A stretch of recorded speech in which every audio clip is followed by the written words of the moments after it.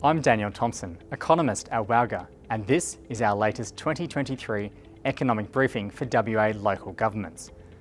With the cost of living rising at its highest rate in 30 years, local governments are setting their budgets for the next financial year at a challenging time for their communities.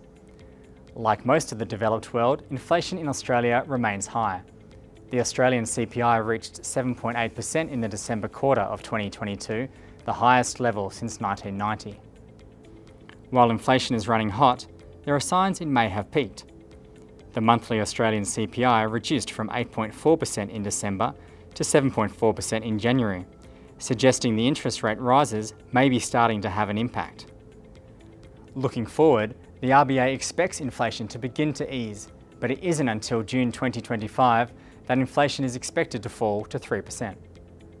As of March, the RBA's cash rate target stood at 3.6%. This represents a 350 basis point increase in less than a year, the sharpest increase on record and a sign of the bank's commitment to bringing inflation under control. The full impact of interest rate rises on the broader economy have not yet been seen, as it takes 3 to 6 months for increases to flow through to debt repayments and impact household spending. Local governments have also experienced sharp increases in their cost base, with the Local Government Cost Index, the LGCI, accelerating for the past 2 years. The spike in construction costs, growing at unprecedented rates as a result of supply chain constraints, COVID-19 stimulus-induced demand, and labour shortages has been the key driver. Some relief can be expected in coming years as supply constraints begin to ease and demand slows as stimulus is unwound and interest rate rises begin to take effect. But don't expect construction prices to return to their 2020 levels.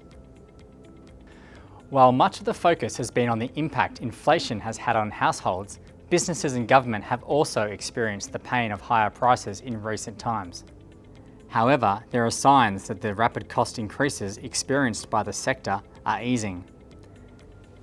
After stabilising in the September quarter last year, the LGCI has started to slow, but remains above the long-term average. The LGCI grew by 1.1% in the December quarter last year to stand 4.7% higher than a year earlier. This is down from the 5.3% rate of growth recorded over the year to September. The index has now eased in annual terms for the past 2 quarters. Wages are finally starting to pick up in line with the widespread increases in inflation. Wages growth accelerated in Australia, with the National Wage Price Index for the December quarter up by 0.8% and 3.4% in annual terms. In WA, the index grew by 0.8% during the December quarter and 3.6% over the year. This represents the largest increase in annual terms in a decade. The labour market in WA remains tight. The number of people employed in WA has been flat for 9 months, with few net jobs created.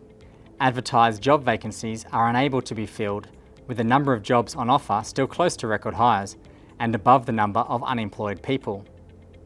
The unemployment rate in WA remains historically low at 3.8%, and the participation rate is still very high at 69%, suggesting that there is very little spare capacity in the labour market. This may change as immigration returns to WA.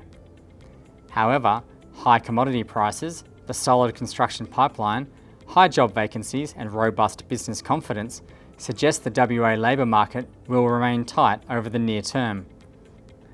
WA is well placed to weather an economic slowdown that may come from efforts to dampen household spending and rein in inflation.